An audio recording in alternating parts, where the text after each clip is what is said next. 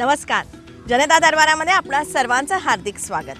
निरनिराळ्या सकारात्मक प्रयत्नांची माहिती आपण आपल्या ह्या जनता दरबारमधून करून घेत आहोत आणि ह्या माहितीचा आपल्या सगळ्यांना खूप उपयोग होतोय हे ऐकून खरंच खूप छान वाटते.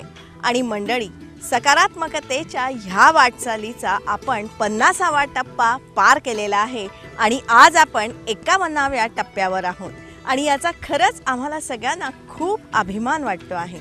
आणि आमच्या ह्या सगळ्या वाटचालीमध्ये तुमची आम्हाला साथ मिळते आहे हेही आमच्यासाठी अतिशय आनंदाची गोष्ट आहे. आपल्या पुढच्या पिढ्यांसाठी सकारात्मकतेचं संचित साठवण्यासाठीच हा सारा प्रयास आहे आणि ह्या सगळ्यामध्ये आपल्या सगळ्यांची साथ सोबत आम्हाला मिळते आहे. त्यासाठी अनेक धन्यवाद. त्यासाठीच तुमचा आमचा सर्वांचा जनता दरबार. जनता दरबारमधला आपला आजचा विषयही खूप चांगला आहे, उत्कंठा वाढवणारा आहे. उत्तराखंडमध्ये अडकलेल्यांसाठी मदत कार्य करणाऱ्यांना जे भलेबुरे अनुभव आलेले आहेत ना, त्याविषयी आज आपण जाणून घेणार आहोत. मुळात उत्तराखंडमध्ये जे अडकलेले होते त्यांना मदत कशी पोहोचवण्यात आली ते आपण मागच्या भागामध्ये अनुभवलेलं होतंच. आता आपल्या ह्या भागामध्ये महाराष्ट्राच्या पथकाने नेमकं कसं काम केलं त्या बाबतीत सांगायचं झालं तर महाराष्ट्राच्या पथकानं सर्वात इफेक्टिव्हली काम केलं. याच्यावरनं खूप काही शिकायला मिळाले. स्वतःचा जीव तर धोक्यात घालावाच लागतो ना, मग धोक्यात न घालता लोकांपर्यंत कसं पोहोचणार? ही राष्ट्रीय आपत्ती असते आणि आपत्तीतला प्रत्येक जण आपदग्रस्त आहे. तिथं माझ्या राज्याचा वेगळा तुझ्या राज्याचा वेगळा असंही करून चालत नाही. ह्या सगळ्या लोकांना उचलण्याचं काम आपल्या हेलिकॉप्टरने केलं आणि कुठेही आपल्या राज्याची प्रतिमा खराब होईल किंवा हे त्यांचंच काम करायला असं नाही केलेलं. आपल्या डॉक्टरच्या टीमनी जे हरिद्वारच्या स्टेशनवर होते, जे 5 डॉक्टर होते, पुण्याचे होते, ह्या मंडळीने कुठल्याही राज्यातला कुठलाही माणूस आला आणि काही त्रास सांगितला तर त्याला जे ट्रीटमेंट दिलेली आहे. म्हणजे तिथं विचार केला की मी महाराष्ट्र शासनाचा पथकातला आहे, तो इतर राज्यांचा मी काही गोळ्या देणार नाही. आणि जे हॉस्पिटलमधून एवढ्या मेडिसिन नेल्या होत्या की शेवटी आम्ही त्या वाटून म्हणजे 15 दिवस पूर्ण पथकानं काम केलं. शिल्लक राहिलेलं मेडिसिनसुद्धा तिथल्या सिव्हिलला जमा करून आले. मला वाटतं सर्वात इफेक्टिव्हली महाराष्ट्र गव्हर्नमेंटनं काम केलं. म्हणजे इतर गव्हर्नमेंटचे लोक होते पण सर्वात इफेक्टिव्हली काम केलं. म्हणजे इतकं त्यांनी स्ट्रक्चर्ड केलं होतं. आणि आमच्याकडं आरे राजू, खारगे साहेब, रानडे सारखे अधिकारी होते, मुंडेवार सारखे अधिकारी होते, पळणारे RTO खात्यातले काही बापू मधने सारखे अधिकारी. खाली अंमलबजावणी करायला एका जागेवरती माणूस जर प्रभावी असेल, ऑर्डर ठीक आहे, हे म्हणून राज्यमंत्री म्हणून मी ऑर्डर देऊ शकतो, पण त्याची अंमलबजावणी नाही झाली तर मग तो ऑर्डर देणारा फेल होऊ शकतो. पण आमचं तिथं तसं झालं नाही. आम्ही फार प्रोटोकॉल वगैरे सांभाळत बसलो नाही. मी राज्यमंत्री, हे प्रिन्सिपल सेक्रेटरी, तो शिपाई, असं कुठेही झालं. प्रत्येकाने सगळ्यांनी मिळून काम केलं. नुसतं एकटं आमची वाहवा करण्यात अर्थ नाही. आमचं प्रशासन सुद्धा तेवढं जोरात होतं. आणि तुम्हाला मी नम्रपणे सांगतो, सिंगल सुद्धा एका माणसाची तक्रार येऊ शकत नाही. एवढं प्रामाणिकपणे काम केलं आहे. आपले म्हणजे आर्मीमध्ये जी आपली परंपरा आहे की सेनापती हा नेहमी फ्रंटला येऊन लढतो जवानांच्या बरोबर, त्या तऱ्हेनं ते स्वतः आले. ते खरंच ते क्रेडिटेबल आहे. म्हणजे मला त्यावेळेला मी ॲप्रिशिएट केलं अगदी नक्कीच की जसं तुम्ही स्वतः आला त्याचा आम्हाला खूप मॉरल सपोर्ट मिळाला. त्या कालावधीत फक्त 2 तास झोप जी आहे ती मिळाली. आणि झोपताना सुद्धा मोबाईल हायेस्ट त्याचे जे व्हॉल्यूम असेल ते करून शेजारी ठेवून मग झोपत होतो. आणि माणुसकी जगामध्ये शिल्लक आहे हे तिथे गेल्याच्या नंतर दिसलं. त्यावेळेला आपण ह्या कर्नाटकच्या लोकांनाही बरोबर घेऊन गेलो. म्हणजे सीमावाद तिथे संपलेला होता सगळा महाराष्ट्रीयन आणि कानडी लोक.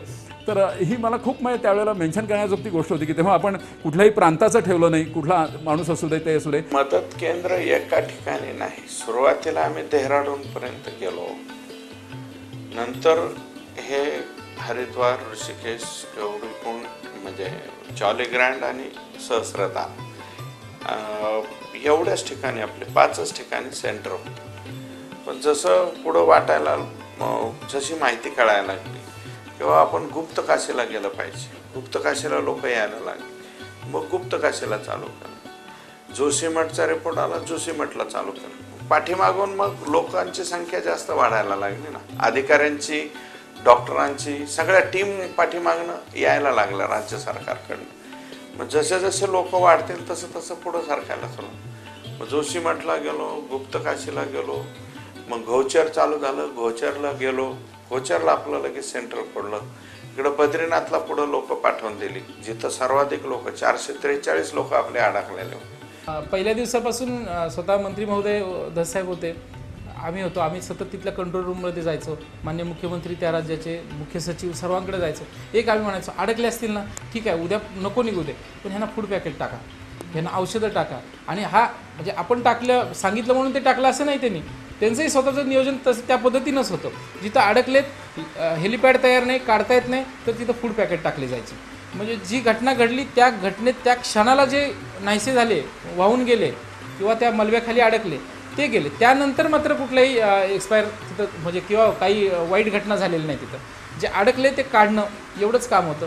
11 दिवस ॲक्च्युअल स्पॉटवर जिवंत माणसं जेवढे आहेत, तर शेवटचा माणूस खाली सोडल्याच्या नंतरच आम्ही खाली उतरलो, तसं नाही. केदारनाथ ते गौरीकुंड हा 14 किलोमीटरचा टापू जवळपास नष्ट झालेला होता. पण इतरही अनेक ठिकाणी भाविक अडकलेले होते.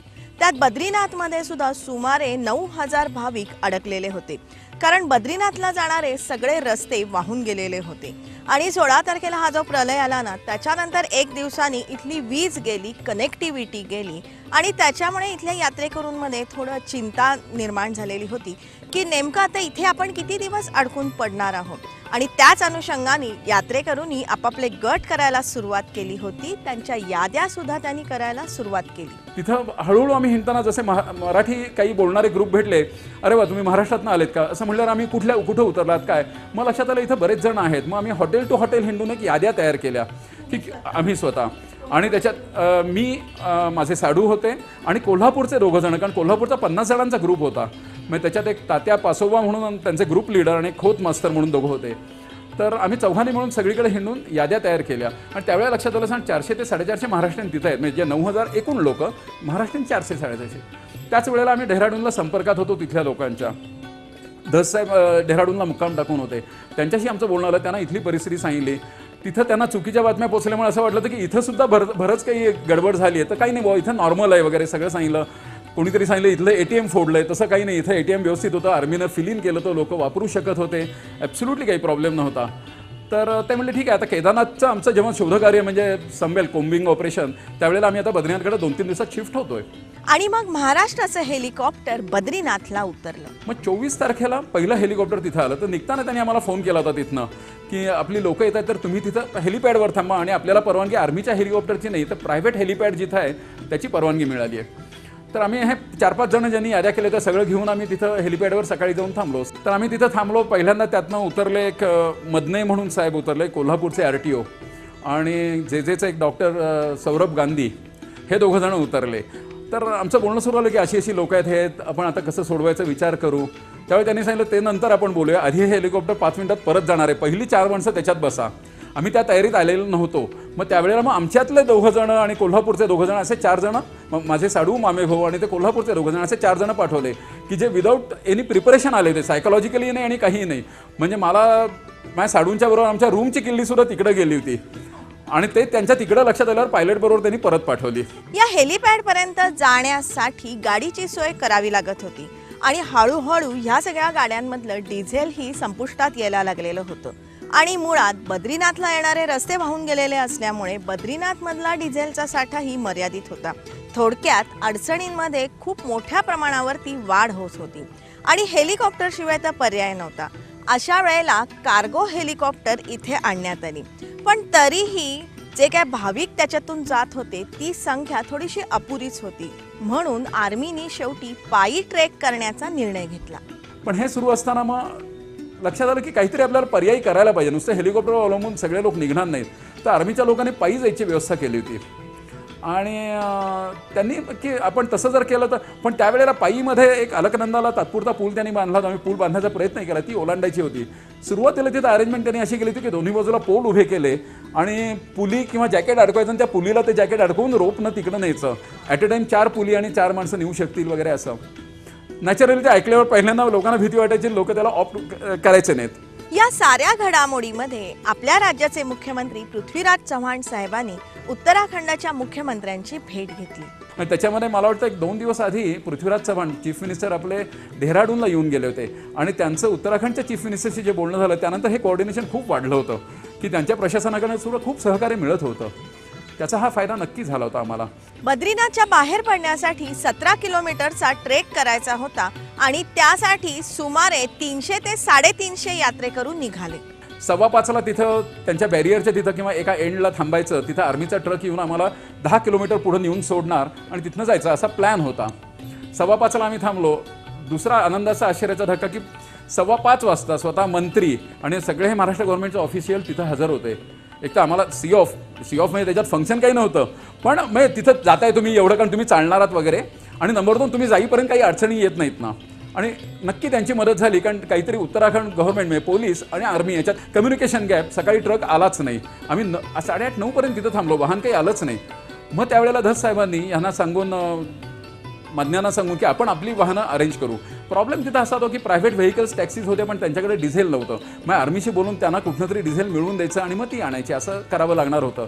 त्याप्रमाणे 2 गाड्या अरेंज केल्या. त्याच वेळेला त्यांना काहीतरी पैसे कमी पडत होते आणि माझ्याकडे होते, तर मी काढून दिले की हे 10,000 तुम्ही घ्या. बाकी काहीच, कारण आदल्या दिवशी मी सहज ट्रायल म्हणून ATM मधनं काढले होते, मला गरज नव्हती. तर तसे त्यांना दिले. त्यांनी 2 गाड्या अरेंज केल्या आणि आम्हाला हनुमान चट्टीपर्यंत मी 12 किलोमीटर गाडीनं सोडलं. तिथनं आमच्या ट्रेकला सुरुवात झाली. पहिले 1-2 किलोमीटर आम्ही गाडीनं आलो आणि त्याच्यापुढं आर्मीच्या गायडन्सखाली BROचे लोक प्रत्येक ठिकाणी क्रिटिकल स्पॉटला हजर होते. तर त्यांनी आम्हाला अगदी सुरुवातीलाच बिस्किटाचे 2-2 पुढे, एक पाण्याची बाटली असं करून आम्हाला, आणि अतिशय घसरडं वरनं, त्यावेळेला पाऊस हळूहळू सुरू झाला होता, वरनं घसरडं होतं आणि फक्त सॅक बरोबर घेतली होती, बाकीचं सामान आम्ही सगळं तिथं सोडलं होतं. आणि वाटेत मग आम्हाला 12:30-1च्या सुमाराला JP प्रोजेक्टच्या तिथं त्याने एक, तोही बराचसा वाहून गेलेला तात्पुरता हेलिपॅड एक तयार केलं होतं. तिथं आम्हाला नेऊन थांबवलं ट्रेकच्या लोकांना आणि मग तिथं 3-1 तास आम्ही थांबलो होतो. नंतर कारण कळलं की हा जो लाकडी पूल आदल्या दिवशी केला होता तो रात्रीच्या पावसात वाहून गेला होता आणि ते परत तो कन्स्ट्रक्ट करत होते आणि म्हणून तोपर्यंत तिथं गर्दी नको, कारण तिथं अगदीच तो नॅरो भाग होता, म्हणून लोकांना इथं थांबवलं. 3-3:30ला त्यांना मेसेज आला की आता तुम्ही पाठवायला हरकत नाही. आम्ही तिथनं निघालो, परत पायी सगळेजण निघालो, कारण हेलिकॉप्टर तिथं सुद्धा होती. पण तिथे मिनव्हाईल कोण समजा इंज्युअर्ड झाले असतील किंवा म्हातारे असतील ट्रेकमध्ये आलेले चुकून पायी जायचं ह्या कल्पनेत त्यांना ते नेत होते. आम्ही पायी निघालो आणि 6 वाजता त्या पुलापाशी आलो. तो लाकडी पुलावरनं एक माणूस सोडायचे ते, आणि तो क्रॉस केल्यानंतर परत पुढं ट्रेक होता. रात्री एके ठिकाणी मुक्काम केला. लांबगड म्हणून तिथं खेड आहे, डोंगराच्या माथ्यावर आहे आणि बरेच डोंगर, हे एक डोंगर नाही, म्हणजे डोंगरात वर जा परत खाली उतरा, असे सोंडा एक पार करत आम्ही हिमालयाच्या येत होतो. मग त्या दिवशी 17 किलोमीटरचं आमचं जवळजवळ चालणं झालं आणि त्या लांबगडवर आम्ही थांबलो. रात्री एका घरात मुक्काम केला त्यांना रिक्वेस्ट करून. आश्चर्य वाटते तिथल्या लोकांनी सुद्धा की या आमच्या घरी राहा, जेवा, चहा पिऊन सकाळी जा वगैरे, एकही पैसा घेतला नाही त्यांनी. म्हणजे तिथली माणुसकी प्रचंड होती. आणि दुसऱ्या दिवशी परत आम्ही चालायला सुरुवात केली. 5-6 किलोमीटर गेलं, परत ट्रेक होता असंच करत, आणि एका स्पॉटला आम्ही येऊन थांबलो की आता तिथं शेवटचा ट्रेक, परत रस्ता वाहून गेलेला होता, करावा लागणार. पण तिथं रॉक ब्लास्टिंगचं काम BROचे लोक करत होते आणि ग्रेफ्सचे लोक, म्हणजे जनरल रिझर्व्ह इंजिनिअरिंग फोर्स. आणि त्यांनी सांगितलं 4 तास तुम्ही थांबलात तर तुम्हाला इथनं पायी जाता येईल ट्रेक न करता, पण एक माणूस जाऊ शकेल ॲट ए टाईम, एवढाच रस्ता आम्ही तयार करणार आहोत. आम्ही 4 तास थांबलो कारण सगळेच ट्रेक करून दमलो होतो. जवळ 250-300 लोक आम्ही तिथं जमलो होतो असे. तिथं आम्ही थांबलो. 2:30च्या सुमाराला तो ब्लास्ट झाला त्यांचा. आम्ही तिथं एकेकाला त्यांनी धरून अक्षरशः पलीकडे नेलं, कारण तो ओबडधोबड रस्ता होता ब्लास्टच्या नंतर तिथनं जायचा हा. तर पुढं आर्मीचे ट्रक होते आणि आर्मीच्या ट्रकमधनं जोशीमठच्या बेस कॅम्पपर्यंत तिथनं बसनं पुढं, म्हणजे तिथनं सुटलो आम्ही थोडक्यात. 17 किलोमीटरच्या ह्या ट्रेकमध्ये क्षणाक्षणाला जीवाला धोका होता, पण निव्वळ आर्मीमुळे आम्ही सुरक्षित परत आलो. मला हा ट्रेकमध्ये सुद्धा अनुभव आला. हे बऱ्याच ठिकाणी त्यांनी असे खुंट्या ठोकून रोप लावले ते की जिथं स्टीप क्लाइम्बिंग होतं, रॉक क्लाइम्बिंग, आम्हाला सवय नाही, पण नाही तुम्ही जा, कुठं उतरायचं होतं. प्रत्येक ठिकाणी तो BROचा जवान त्या क्रिटिकल स्पॉटला हजर असायचा. तुम्ही जा, तिथं कोणी म्हातारा असेल तर तुमचं सामान माझ्याकडे द्या, मी वर घेऊन जातो, तुम्ही हळूहळू या, आधार. म्हणजे ते प्रत्येकाला मदत, म्हणजे आर्मीमुळे आम्ही सुरक्षित आलो हे नक्की त्यावेळेला वाटत होतं. या प्रलयामध्ये खूप जीवितहानी झाली, पण त्याबाबतची नक्की माहिती मिळत नव्हती. त्यातूनच मिसिंगचा आकडा वाढत होता. अनेक नातेवाईक स्वतःच्या जवळच्या माणसाची डेड बॉडी तिथं सोडून यावं लागत होतं ना. इकडं आल्याच्या नंतर ती लोकही खरं सांगत नव्हते, आपल्याजवळ बोलायची पर्सनली, पण त्यांचे जे मिसिंग लोक आहेत त्यांचे नातेवाईक भेटले होते, काय म्हणायचे, आम्ही पुढं आलो, ते थोडंसं पाठीमागं राहिले. मग आता असं बोलल्यामुळं ते जवळचे रिलेटिव्ह आमच्यावरती येऊन पडायचे की तुम्ही म्हणताय माणसं मिसिंग आहेत आणि आमचे हे लोक तर सांगतायत की ते पाठीमागे होते. म्हणजे तुमचं चुकीचं आहे, तुम्हाला नीट इन्फॉर्मेशन नाही.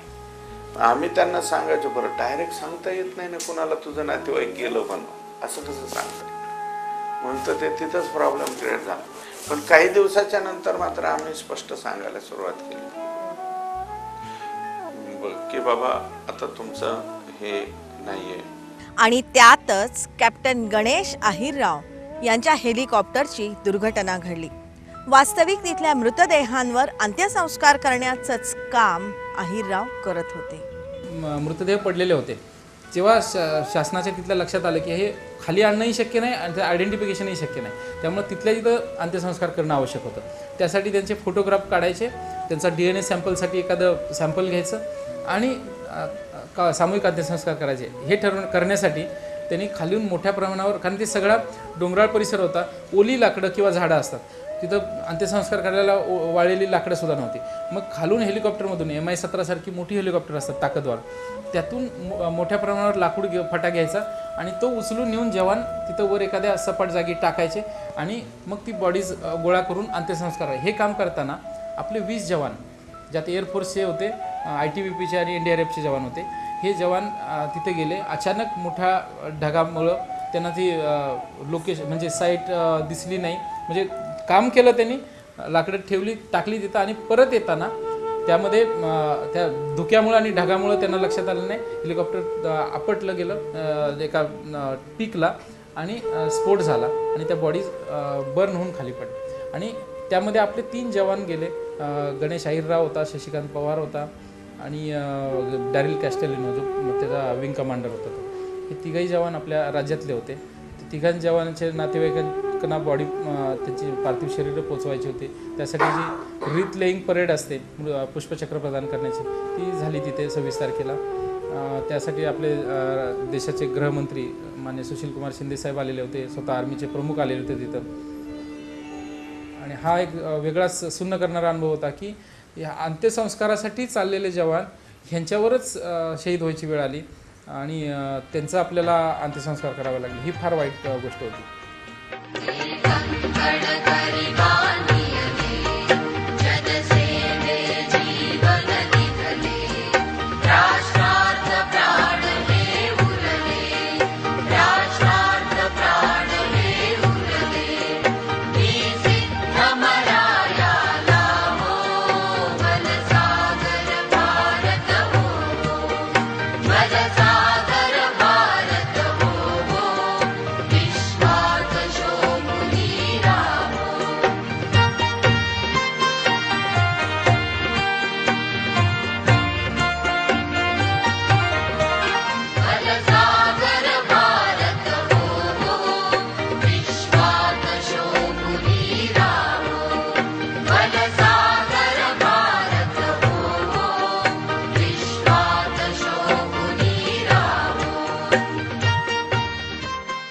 तर त्या पथकातला एक जवान, त्याची ड्युटी संपली, त्यांना अडकलेले लोक काढले.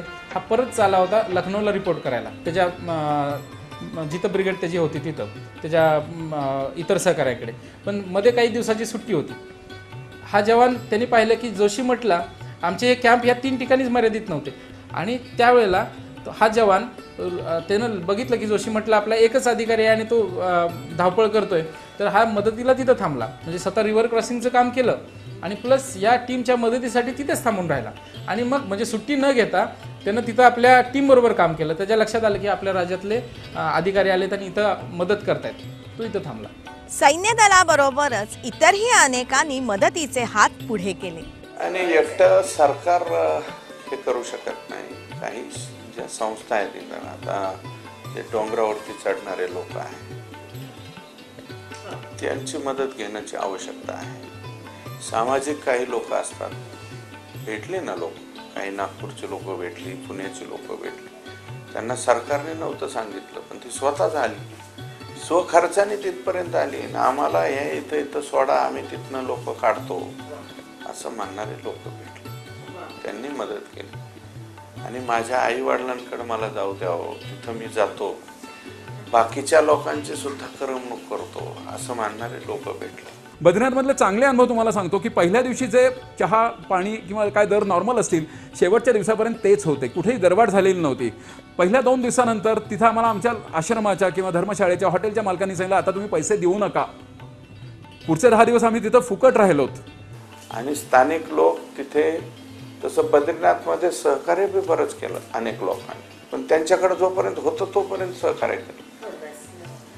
काही माणसं, एक शास्त्री नावाचा व्यक्ती होता, तो तर त्याची मारुती 800च होती, पण त्याच्यात 8 माणसं बसवायचा आणि हे तिकडं नंबर आला म्हणलं त्या हेलिपॅडवर तर ती माणसं बसवून तिथपर्यंत सोडायचं, तिथून उरकलेली काही इकडं आणून सोडायचं. म्हणजे अशी मदत करणारे लोक सुद्धा भेटले. परंतु संपूर्ण आश्रम मोकळा करून देणार, तुमचे किती लोक आलेले आहेत त्यांना जीव घालायचे आम्हाला, ते कशी माणसं आहेत असं पाहणारे सुद्धा लोक मेजॉरिटी मिळाले. वाईट अनुभव आला तर तो 14 किलोमीटर त्या पट्ट्यानं, पण बाकीच्या ठिकाणी कोणीही माणूस आलं त्याला दवाखान्यात नेलं पाहिजे, त्याला पोहोचवलं पाहिजे, त्याला औषधोपचार केला पाहिजे असं म्हणणारी लोक भेटली. आणि थत्ते साहेबासारखी, तुम्हाला 10,000 राहू द्या, माझ्याकडे 3,000 आहे, मी पायी जातो, तुम्ही बाकीच्या लोकांना मदत करताय त्याच्यासाठी हे पैसे ठेवा असं म्हणणारे लोक भेटले. हे सारं अनुभवून आपल्याही डोळ्यांच्या कडा पाणावल्या असतील. या आपल्या साऱ्या जवानांप्रती किंवा हे मदत कार्य करणाऱ्या साऱ्या लोकांच्या कार्याविषयी आपल्याला खरंच खूप अभिमान वाटला असेल. आणि त्याच अनुषंगाने महाराष्ट्र शासनातर्फे ह्या साऱ्या मदत पथकातल्या लोकांना गौरवण्यात आलं.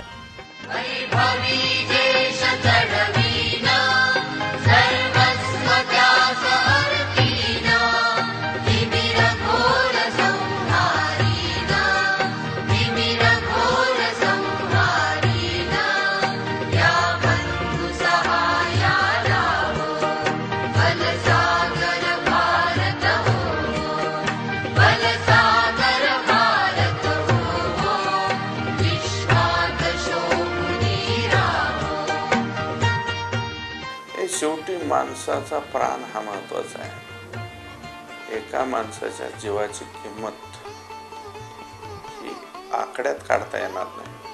माणसाची किंमत आकड्यात नाही काढता येत, पैशात नाही काढता येत. शेवटी माणूस माणूस आहे आणि तो प्राण वाचला पाहिजे याच्यासाठीच प्रामाणिक प्रयत्न करणं गरजेचं आहे. हे सारं बघून अनुभवून मला खात्री आहे की इथून पुढे अशी परिस्थिती पुन्हा जर का उद्भवली ना तर आपदग्रस्तांपेक्षाही मदत करणाऱ्यांची संख्या नक्कीच जास्त असेल. त्याच अनुषंगाने आपला हा आजचा भाग आपल्याला कसा वाटला ते तुम्ही जरूर आम्हाला कळवा. त्यासाठी आमचा ईमेल आयडी आहे janatadarbar@yahoo.in. या आमच्या ईमेल आयडीवरती आपल्या सूचना असतील, विचार असतील, मनोगत असतील, अभिप्राय असतील ते तुम्ही लवकरात लवकर आमच्यापर्यंत पोचवा. किंवा फेसबुकवरती जनता दरबारचं एक स्वतंत्र पेज आहे, तेही तुम्ही लाईक करा. किंवा तुमच्या भागामध्ये असे सकारात्मक प्रयत्न कोणी केले असतील ना तर त्याची ही माहिती तुम्ही लवकरात लवकर आमच्यापर्यंत पोचवा. लक्षात ठेवा, चांगल्यातून नेहमी चांगलंच घडतं ह्या विचारांनी प्रेरित झालेला हा आपला जनता दरबार. या जनता दरबारच्या माध्यमातून आपल्याला आपले हक्क काय आहेत, अधिकार काय आहेत ते समजत असतात, पण त्याचबरोबर येणाऱ्या ज्या जबाबदाऱ्या आहेत ना त्याची ही जाणीव आपण करून घेऊया. त्यासाठी जास्तीत जास्त संख्येने आपण जनता दरबारामध्ये सामील व्हावं. त्यासाठी दर सोमवारी रात्री 10 वाजता सह्याद्री वाहिनीवरून जनता दरबारमध्ये आपण भेटतच असतो. दर शुक्रवारी सकाळी 8 वाजता पुनः प्रक्षेपणामधून जनता दरबारमधून सह्याद्री वाहिनीवरती आपण भेटतच असतो. जास्तीत जास्त संख्येने जनता दरबार आपण बघत राहावा, जेणेकरून ही माहिती जास्तीत जास्त लोकांपर्यंत पोहोचेल. त्यासाठीच तुमचा आमचा सर्वांचा जनता दरबार.